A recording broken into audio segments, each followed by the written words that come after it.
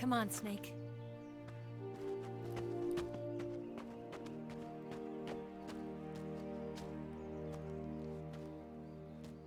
We made it.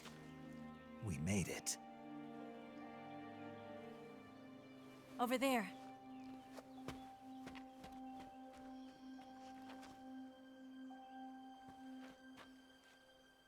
It's the boss, isn't it? I'll go get the wig ready to take off. Right. I'll leave you two alone. But come back in one piece, okay?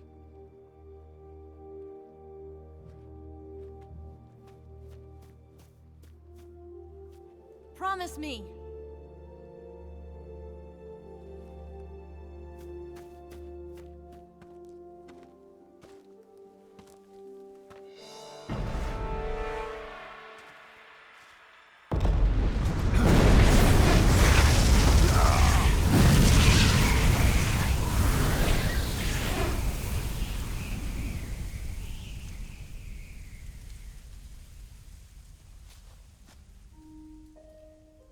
Life's end. Isn't it beautiful? It's almost tragic. When life ends, it gives off a final lingering aroma. Light is but a farewell gift from the darkness to those on their way to die. I've been waiting, Snake, for a long time. Waiting for your birth, your growth, and the finality of today. Boss. Why are you doing this? Why? To make the world one again. The world used to be whole. But with the end of the Second World War, the philosophers began to fight amongst themselves, and the world was torn apart. The Cobras, my comrades who trained and fought alongside me, were torn apart as well. The foibles of politics and the march of time can turn friends into enemies just as easily as the wind changes. Ridiculous, isn't it? Yesterday's ally becomes today's opposition. And this Cold War? Think back. When I was leading the Cobras, America and Russia were fighting together. Now, consider whether America and Russia will still be enemies in the 21st century.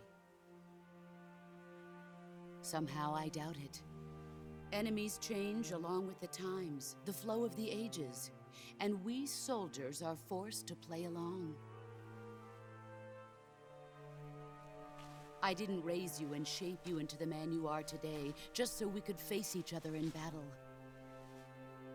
A soldier's skills aren't meant to be used to hurt friends.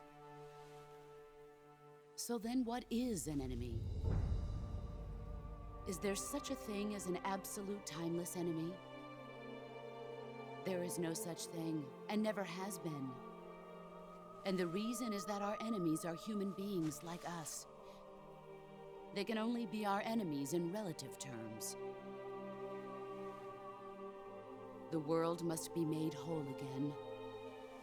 The philosophers must be reunited. I will devote my skills to that purpose. And with the Colonel's money, I will achieve that end. Just as I once created the Cobras. They are my family. I may no longer be able to bear children, but I still have a family. It was November 1st, 1951. I was in the Nevada desert participating in atomic testing.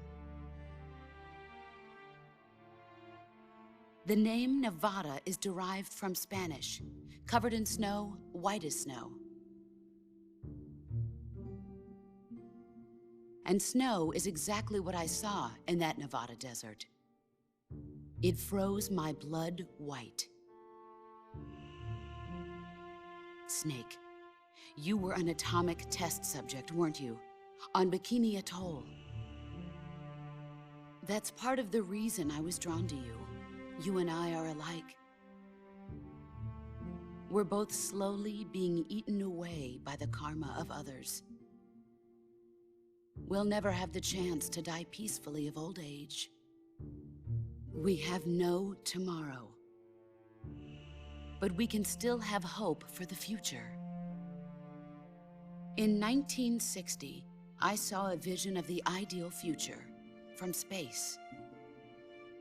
3 years earlier, the Soviet Union had succeeded in launching Sputnik, the first man-made satellite in history, into orbit. This came as a huge shock to the United States. In response, America threw everything it had into its own manned spaceflight project, the Mercury program.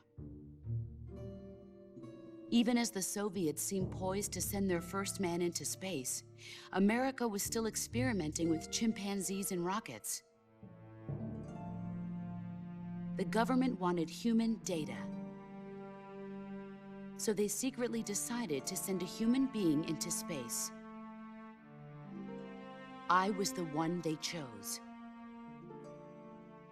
At the time, they didn't have the technology to block out cosmic rays, and whoever they sent up would inevitably be exposed to heavy radiation. That's why they chose me. After all, I'd already been irradiated once. Of course, you won't find any of this in the history books. I could see the planet as it appeared from space. That's when it finally hit me. Space exploration is nothing but another game in the power struggle between the US and the USSR. Politics, economics, the arms race, they're all just arenas for meaningless competition. I'm sure you can see that, but the Earth itself has no boundaries. No East, no West, no Cold War. And the irony of it is, the United States and the Soviet Union are spending billions on their space programs and the missile race, only to arrive at the same conclusion. In the 21st century, everyone will be able to see that we are all just inhabitants of a little celestial body called Earth. A world without communism or capitalism, that is the world I wanted to see. But reality continued to betray me. In 1961, I was sent to Cuba, to Bahia de Cochinos. It was part of a CIA-sponsored invasion under the guise of taking Cuban exiles back to their country. But the US government betrayed them. Our weak-kneed president held back their air support. Defenseless, the exiles were annihilated by the Cuban army. All I could do was watch in silence. I was set up by the very country I'd sacrificed so much for, by the very government I dedicated my life to defending. I was driven from the surface world, and I went underground. Then, 2 years ago, I faced the sorrow, my old comrade in battle. He was my friend. But one of us had to die. I was left with no choice. The sorrow gave his life for me. There is no enmity between us. One must live, and one must die. That was the mission. The ones who gave me that mission were the philosophers. Early in the 20th century, the true holders of power in the United States, the Republic of China, and the newly formed Soviet Union gathered together in a secret meeting that would later be known as the Wise Men's Committee. The secret pact they formed there marked the beginning of the philosophers. But the last of the original members died in the 1930s. After that, the organization began to run out of control, and the Wise Men's Committee degenerated into a mere shell of its former self. The philosophers of today have no sense of good or evil. Their influence extends to countries and organizations involved in every aspect of every war. They have become war itself. That's how they operate. The sacrifices of war cause a shift in the times. This shift leads to renewed conflict, and in turn triggers the next war. Like a nuclear chain reaction, each conflict sparks countless others, forming an endless spiral that will continue on for eternity. Do you understand what I'm saying, Snake? By consuming me and you, the philosophers intend to keep that cycle going forever.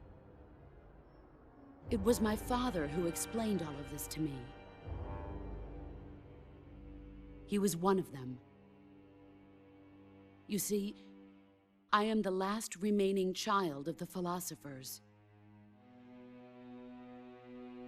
But after he revealed the truth, my father was killed by that same shapeless, formless organization.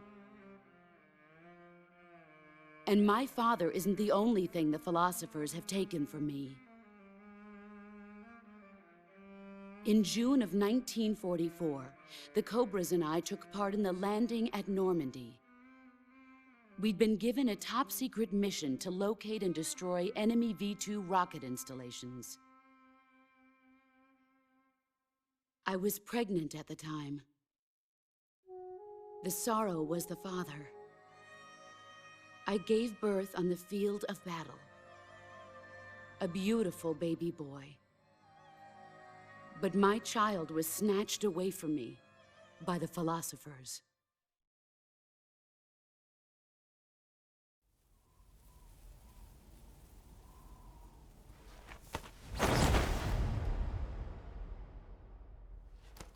Look at this scar.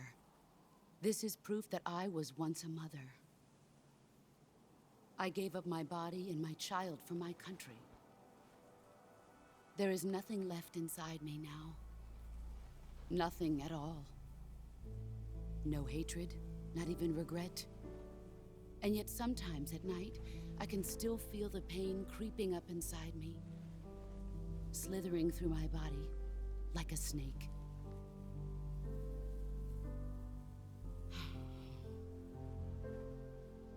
I've never talked this much about myself before. Thanks. Thanks for listening to me.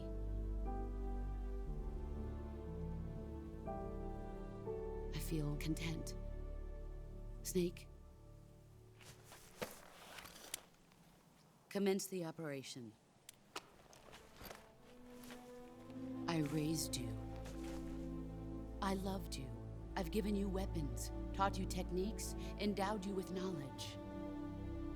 There is nothing more for me to give you. All that's left for you to take is my life, by your own hand. One must die, and one must live. No victory, no defeat. The survivor will carry on the fight. It is our destiny. The one who survives will inherit the title of boss.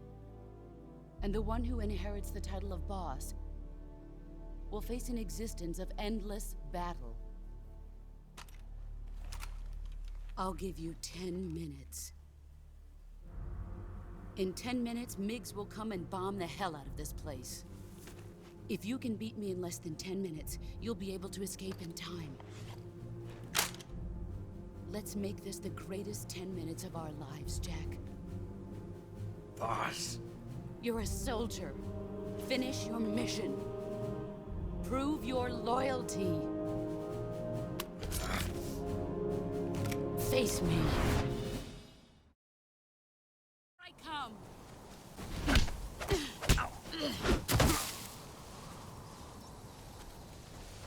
Run quick. Not the man I thought. Pathetic.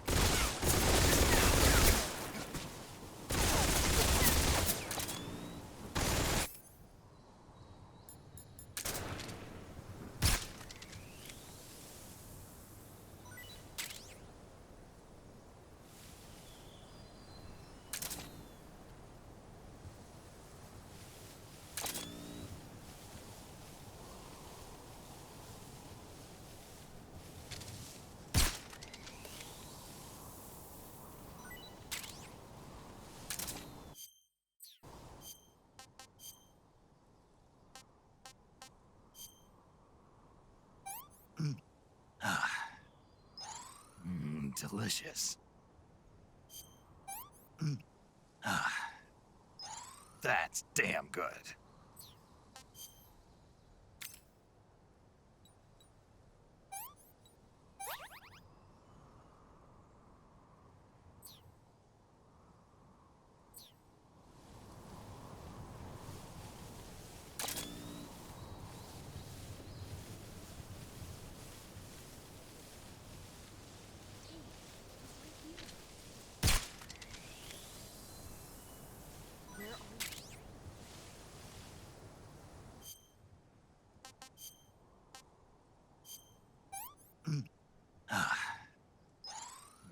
Delicious.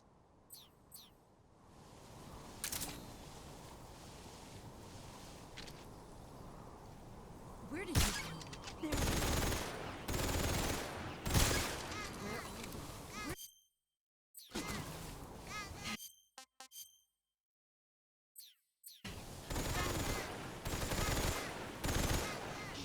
Where is he?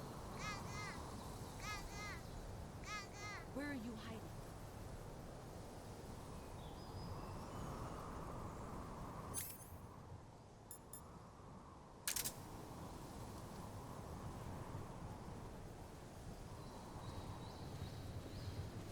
There he is. Brace yourself.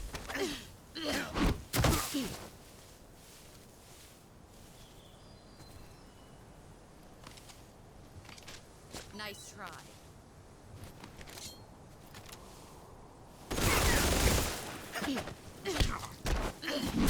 Play rough. Pathetic.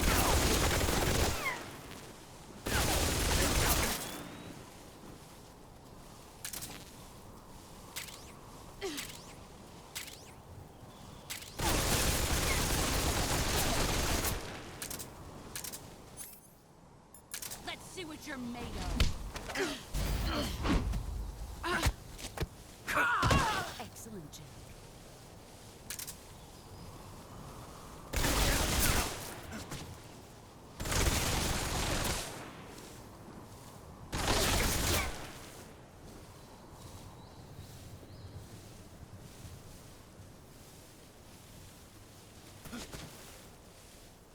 There you are.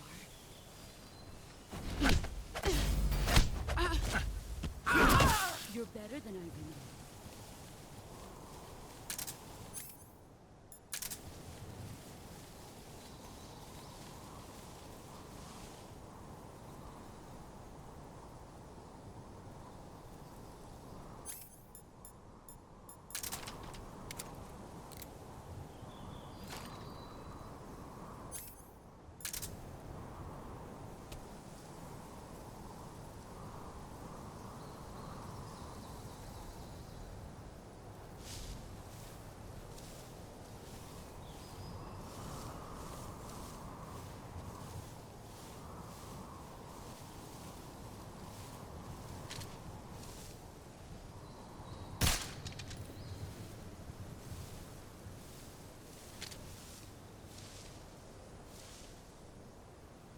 What's that? He's gone. Where are you hiding?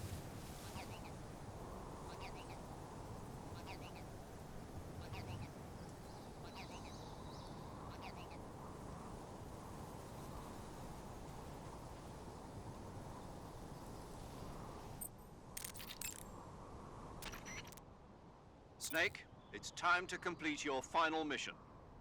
This is where you fulfill your loyalty to your country, and perhaps to her as well. You must defeat the boss. The firepower of that Patriot pistol the boss is using is beyond compare. In a straight shootout, you'd lose every time. Your first concern should be to hide yourself while using camouflage. Maneuver towards the boss's blind side, wait for an opening, and attack her with a gun or CQC. That gun the boss is using is a one-of-a-kind sidearm she had made especially for her. They call it the Patriot. Basically, they took the Army's experimental XM-16E1, cut the barrel short, and took off the stock. It handles like a handgun, but it's got the stopping power of a rifle. Because the barrel is cut so short, it's got some nasty recoil, though. I can't believe she's using it with one hand. Now I see why she's the leader of the Cobras and a legendary hero. As long as the boss is firing that Patriot at you, frontal attacks are gonna be useless. Get around to her back or side and attack her from there. Move! Snake, it's all over if you lose sight of the boss. Don't let those falling flower petals confuse you.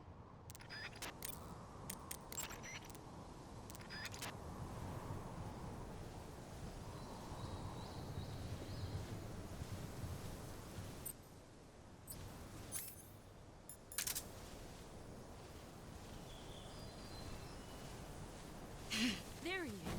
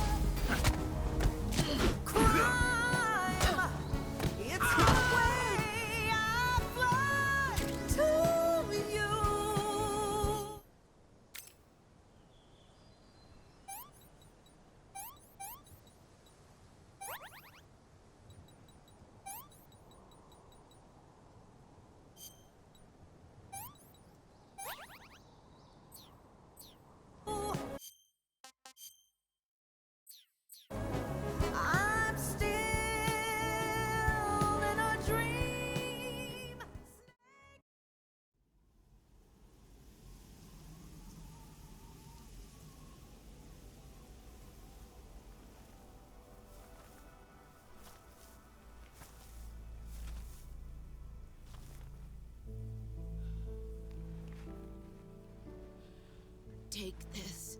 Keep it safe.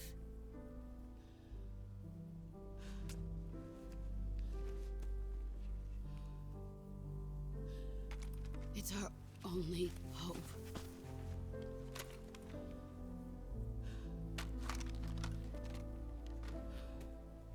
A patriot? Why are you giving me this? Jack. Or should I say, Snake. You're a wonderful man. Kill me. Kill me now. Do it.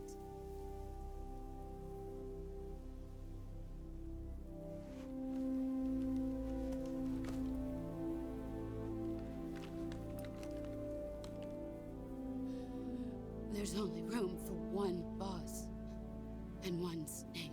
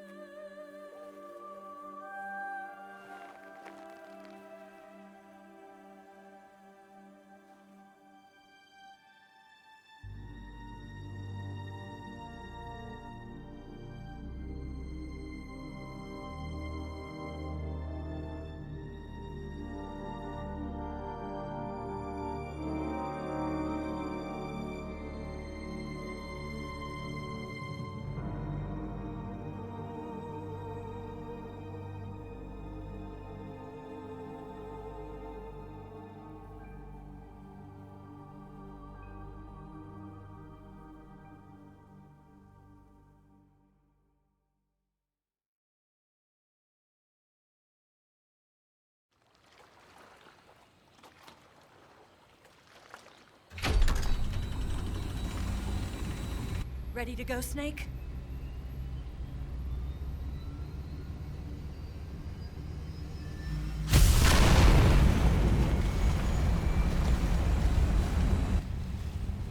Are you okay?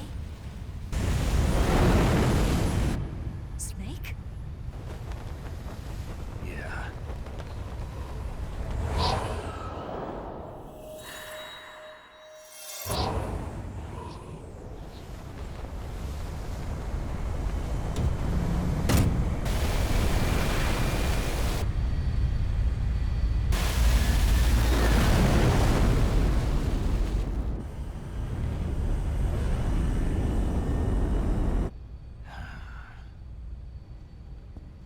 I told you you could trust me.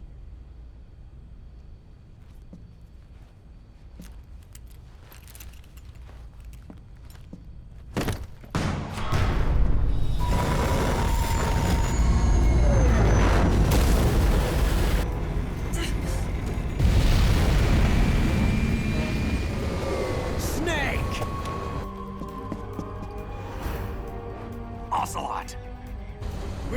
done yet.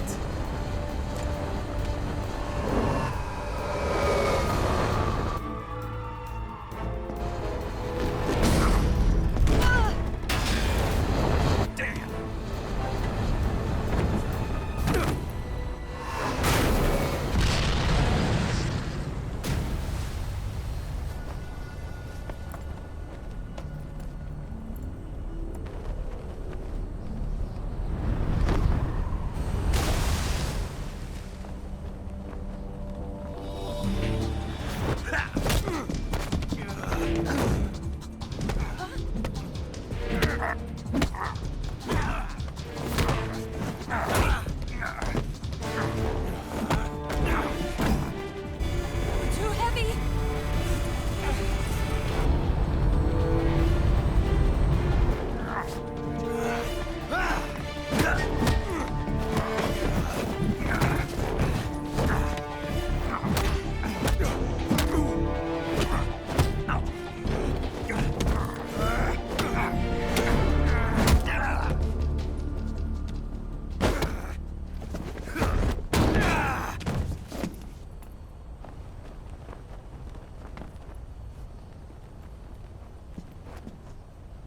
Snake, try to remember some of the basics of CQC.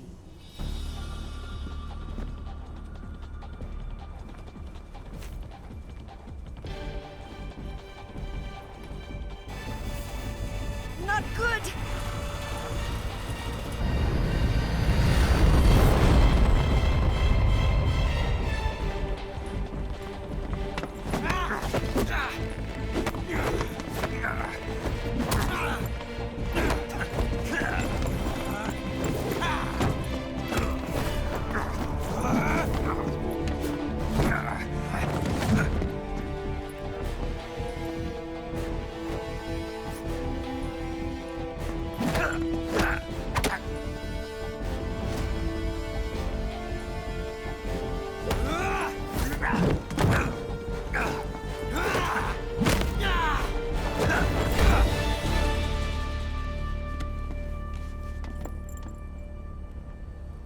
I picked up a few new moves.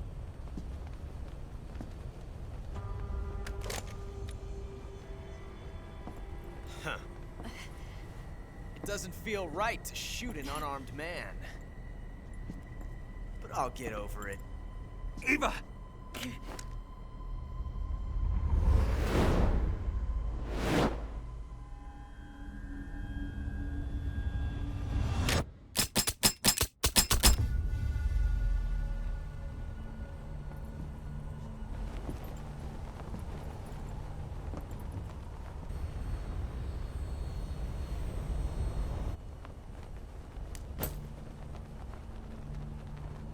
What do you say to one last showdown?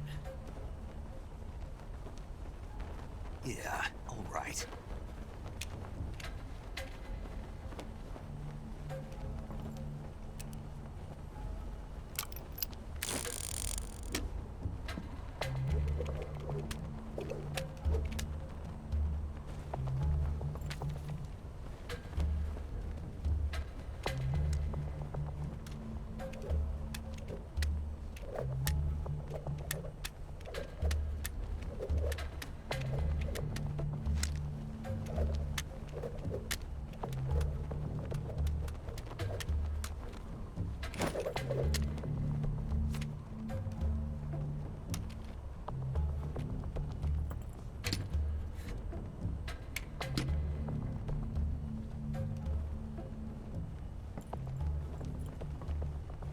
What's your name?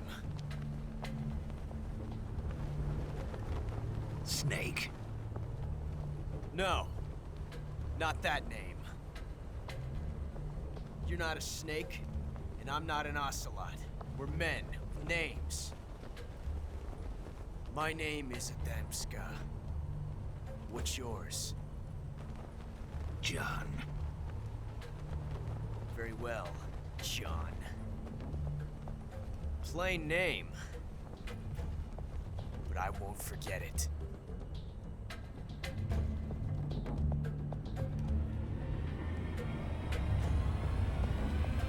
Come on!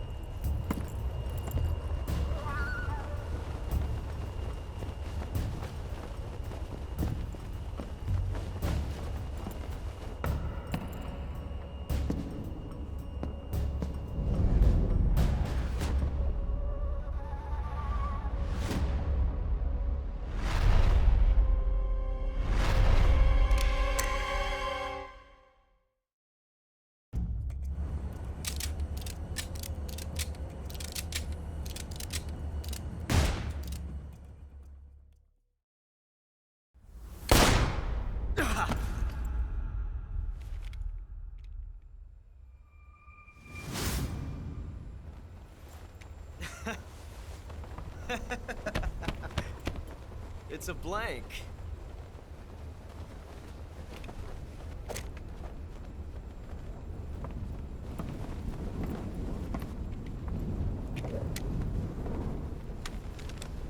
Ah, that was fun.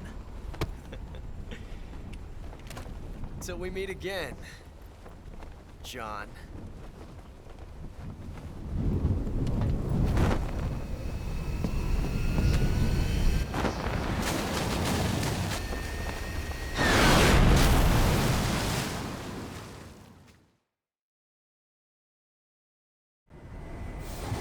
Snake! Give me a hand! Pull!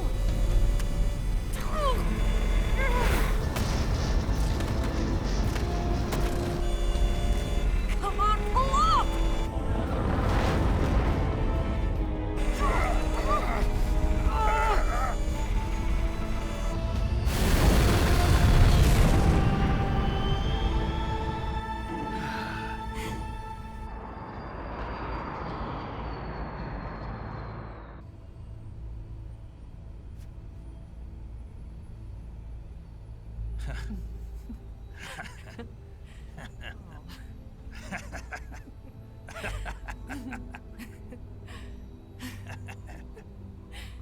We made it. Yeah, we sure did.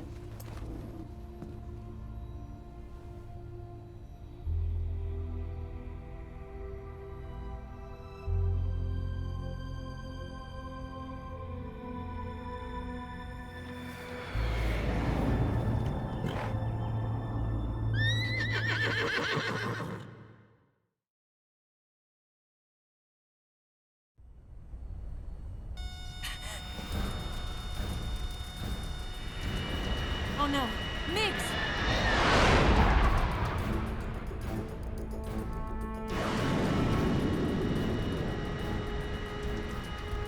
There's no way out! What are we gonna do? We've come too far to let them stop us now. Those things have got to be armed. It's no use. There's no way we can outmaneuver them.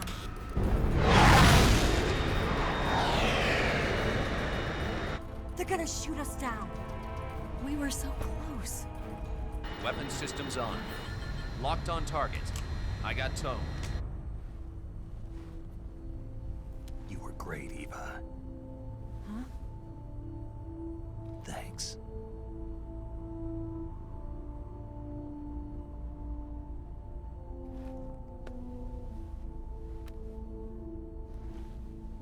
Oak 19, this is Control. Stand by for a direct order from the chairman. Oak 19, return to base immediately. Do you read me? This is a direct order from Comrade Khrushchev. Return to base immediately. Oak 19, do you copy? Understood. Aborting mission. RTB. Look! The MiGs are turning back! Woo!